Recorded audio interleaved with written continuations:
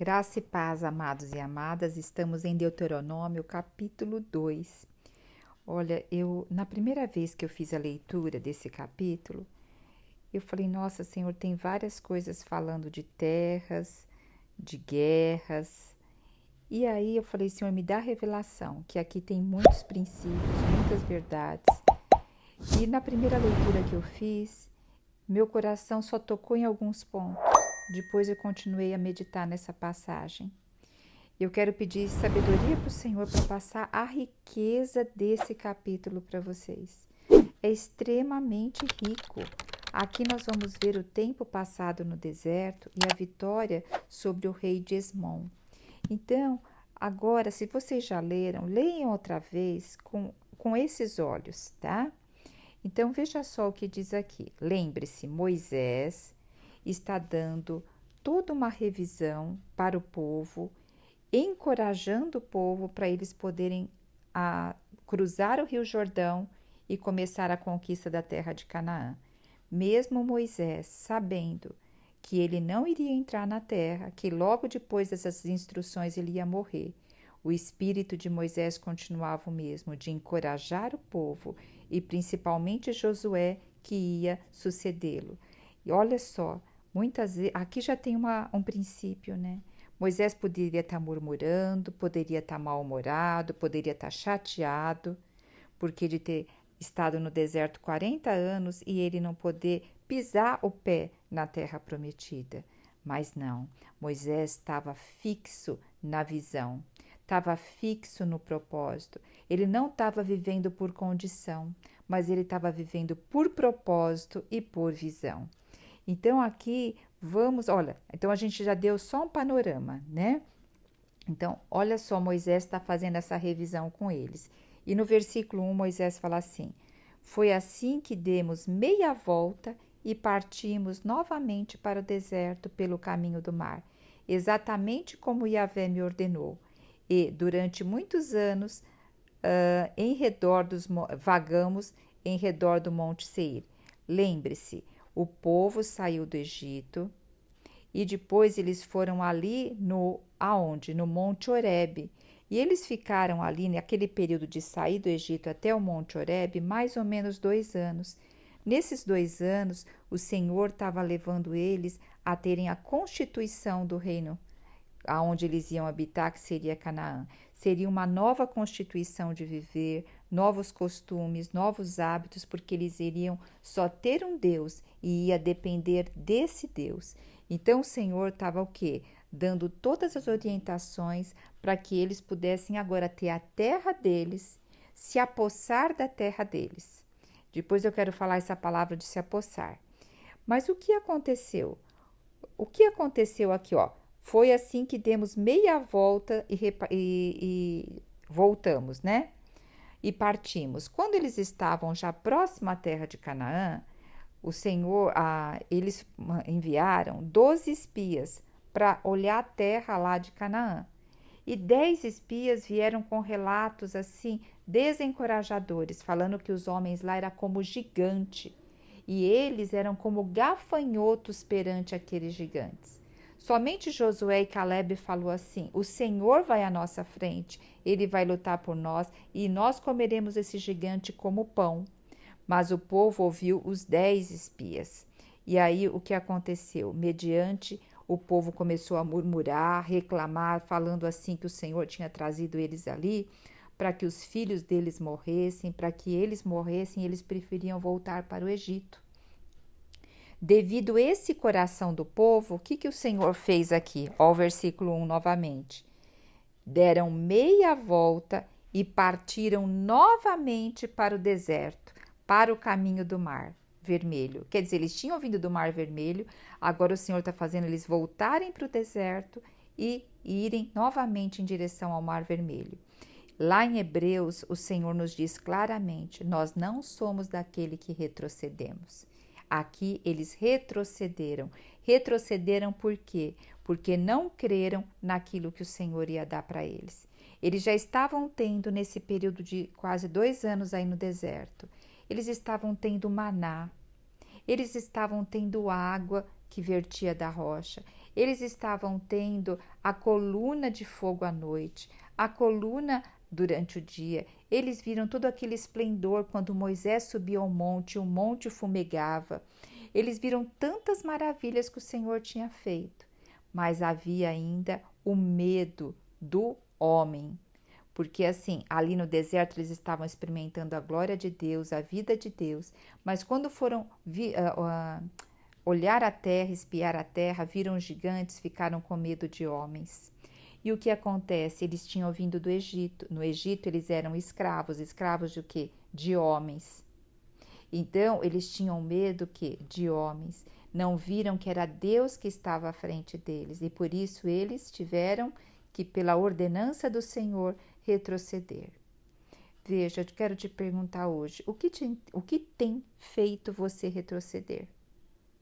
E aqui ainda diz que durante muitos anos andaram em redor dos montes de Seir, porque eles retrocederam e ficaram andando ali 38 anos em volta desse monte. Por quê? Porque eles não tiveram uma metanoia. Metanoia é mudança de mente. Nós não somos daquele que retrocedemos, mas nós temos que ser aquelas pessoas que têm uma metanoia, uma mudança de mente, que muda de rota. Então, se não está dando por aqui, é porque o Senhor quer mudar a minha rota, quer mudar a minha mente. E se eu estou dando volta em volta de um monte, em volta de uma situação, quanto tempo você está em volta de uma mesma situação? Quanto tempo você ora por uma mesma coisa? Muitas vezes você ora pela área financeira, um exemplo, e sua área financeira está sempre devastada. Agora, só é oração? Será que o Senhor não quer uma metanoia? Quer te mostrar formas de administrar finanças, quer te mostrar outras coisas de comportamentos que tem tido na tua vida, de formas que você lida com o dinheiro diferente? Quer te mostrar relacionamento, que o dinheiro não é o seu senhor, você é o senhor do dinheiro? Então, o Senhor está pedindo hoje uma metanoia para nós, uma mudança de mente, para a gente não ficar rodando em volta do mesmo monte. Então, aqui, olha o versículo 3 diz assim, agora o Moisés está relatando, né? Já rodaste bastante esta montanha, dirigi-vos agora para o norte. Então, eu quero te dizer, hoje o Senhor está falando para você, você já rodou bastante essa forma de viver. Agora, dirija-se, levanta-se. Muitas vezes a gente quer que o mar se abra para que nós demos o primeiro passo. O Senhor falou para o povo, lembra? Quando eles estavam ali para a beira do Mar Vermelho, diga ao povo que marche. E aí o mar se abriu. Então, muitas vezes, não é o mar que vai se abrir primeiro, é você que vai se levantar e o Senhor vai fazer. E aqui no versículo 4 diz assim, ordena ao povo, vós estáis passando pelo território dos vossos irmãos, os descendentes de Esaú. Então, eles estão passando agora, ele está falando assim, que vocês estão passando pelo território agora de Esaú, que é vossos irmãos. E eles vos temem, de modo que deveis ter cuidado. Não os provoqueis, pois nada vos darei da terra deles, nem sequer o espaço de um pé do seu território. Portanto, foi a Esaú que dei a posse dos montes de Seir. Olha, eu quero destacar outra coisa aqui. Eles estão passando aqui por esse território para poder entrar ali em Canaã. E nesse território aqui, onde eles estão passando, foi dado a Esaú. Lembra Esaú? Foi filho de Isaac, Isaac foi filho de Abraão. Então, Esaú tem a promessa aqui do Senhor. Por isso que chama os teus irmãos, não provoqueis eles. Os teus irmãos, eles temem vocês. Então, tomem cuidado para não fazer nada que provoque eles e eles o ataquem. Muitas vezes, tem vários animaizinhos que a gente fala, o gato me atacou.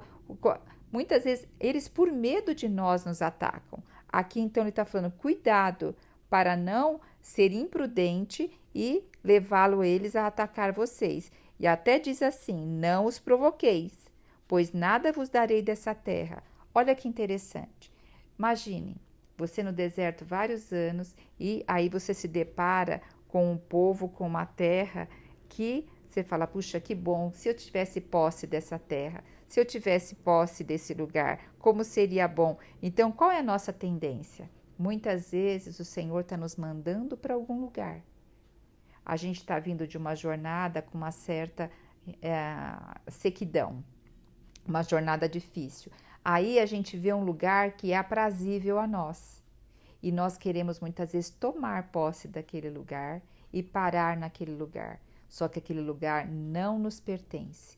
Então, outra coisa que eu quero te perguntar: tem algum lugar que você está parando que não te pertence? E o Senhor está te mostrando outra direção para você continuar caminhando? Muitas vezes nós queremos tomar posse daquilo que não é nosso, daquilo que o Senhor deu para outrem. Por isso, não se compare. O Senhor tem algo para você. Aquilo que é do outro é do outro. Então, siga aquilo que o Senhor tem para você, o caminho que o Senhor tem para você. Então, vamos continuar agora. Versículo 6. Comprarei deles o alimento para comer e água para beber. A preço de prata pagareis a eles. Então, vocês ainda vão pagar a preço de prata. Não é a preço de qualquer coisa. Vocês vão comprar deles. Então, muitas vezes, sabe, a gente não quer comprar de outras pessoas. A gente não quer comprar coisa que outras pessoas têm. Que naquele momento o Senhor está falando, compra. Ainda não é o seu, compra. E nós recusamos e ainda falamos mal do outro. Aqui fala o 7, pois o Eterno, teu Deus, olha que rico, pois o Eterno, meu querido, minha querida, teu Deus, vos tem abençoado em todo o trabalho da vossa mão. Saiba, o Senhor os tem abençoado, seja no muito, seja no pouco. Ele acampa na vossa caminhada por imenso deserto. Hoje nós vivemos um deserto. E saiba que o Senhor está contigo. Ele acampa contigo nesse meio do deserto. E o Senhor está falando isso para o povo de Israel. Mas toma posse para você. Sabe, é uma coisa que eu tenho aprendido. A palavra de Deus é para a gente tomar posse. Pensa comigo.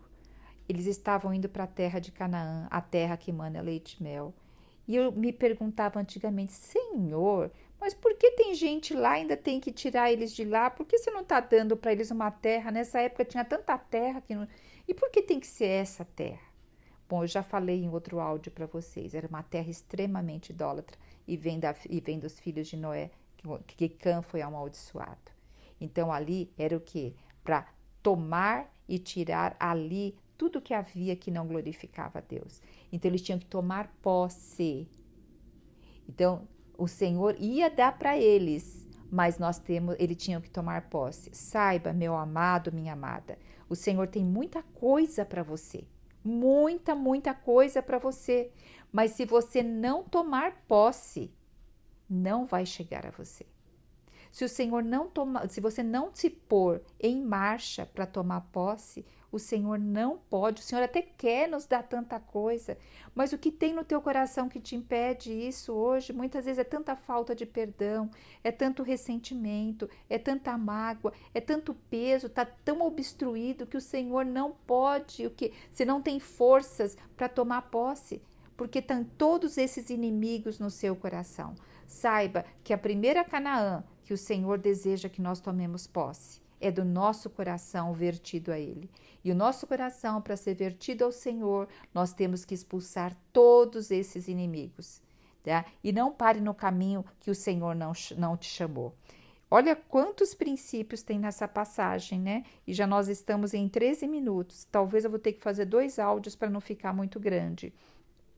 E aqui, olha, pois o Eterno, teu Deus, vos tem abençoado. Minha amada, meu amado, Deus tem te abençoado em todo o trabalho da vossa mão.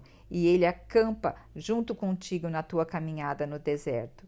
E veja só que o Senhor está falando aqui no 7. Eis que durante 40 anos, eu não sei quantos anos você tem, mas eis enquanto tantos anos você tem, teu Deus tem estado convosco e absolutamente não tem faltado nada a você.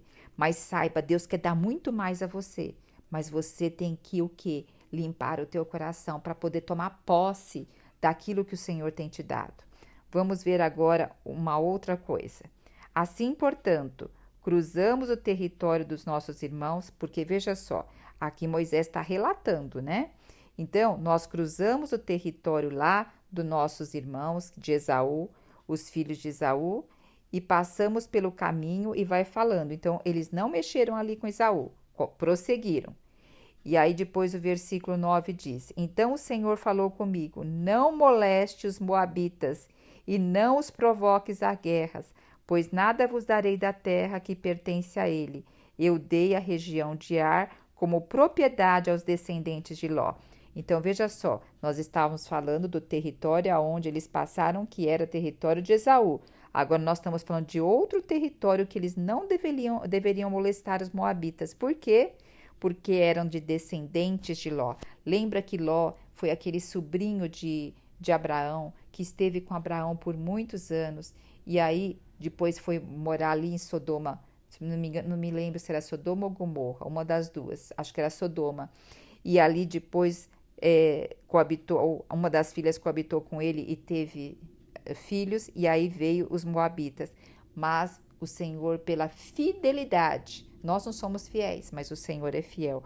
Ló era sobrinho de Abraão, também fazia parte ali da descendência de Abraão. Então não era para eles molestarem. E veja só, antes de Esaú, dos descendentes de Ló, estarem nessa terra aqui, tanto de Seir como de Moabe, quem habitava lá nessas terras? Eram os Emins, que habitavam essas terras antes deles. Era um povo forte, numeroso, homens altos como gigantes. Assim como os Enaquins e os Emins também eram considerados Rafaíns, raça de gigantes. Os moabitas, no entanto, chamavam de Emim. Deixa eu explicar isso para vocês. Gente, vocês olha, antes deles habitarem nessa terra, tanto Esaú quanto Ló, quem habitava aqui? Era os Emins.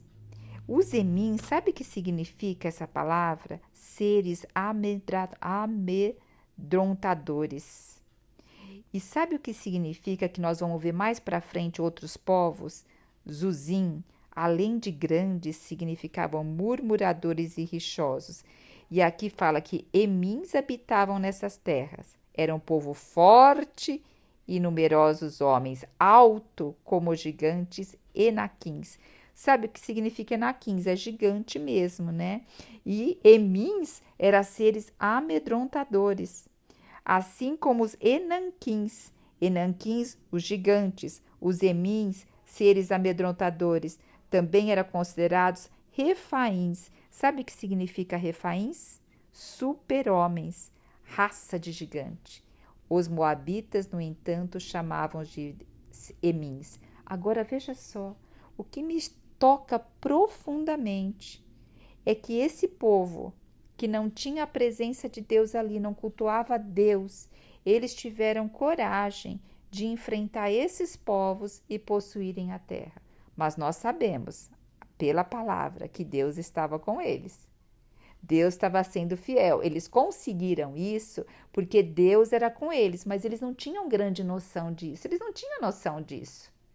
E o povo de Israel, que Deus tirou eles do Egito com mão forte e poderosa, abriu o Mar Vermelho, mostrou todos aqueles bens que eles tinham ali no deserto e o Senhor sustentando eles. Quando eles viram a terra de Canaã, eles se amedrontaram.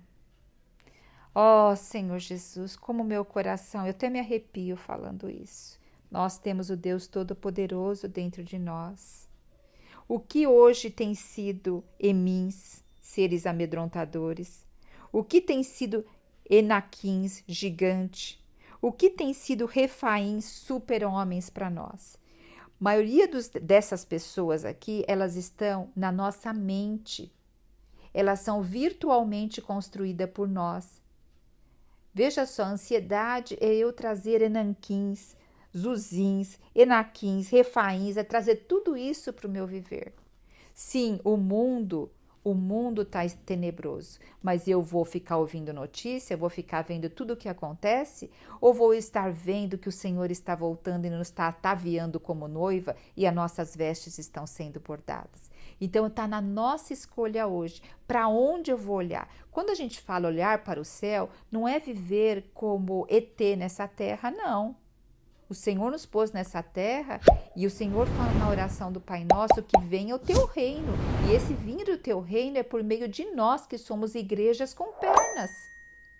Então é para nós que o Senhor deu tal encargo. Agora, o que? Eu tenho que estar com meu coração liberado.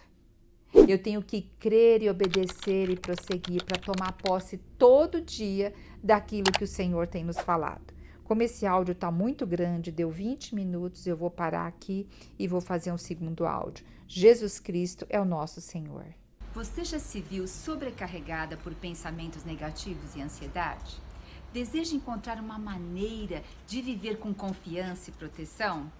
No Salmo 23, escondem segredos poderosos que podem mudar a maneira como você enxerga a vida. Nesta aula, você vai descobrir esses segredos e aprender a viver com confiança, deixando para trás os pensamentos negativos que minam a sua felicidade. Com a sabedoria do Salmo 23, você aprenderá práticas e princípios que ajudarão a livrar-se da ansiedade e encontrará orientação para experimentar uma proteção duradoura e encontrar paz interior. Comece a transformar sua vida hoje mesmo. Entre no grupo para acessar a aula gratuitamente e venha descobrir a verdadeira confiança e proteção que você merece.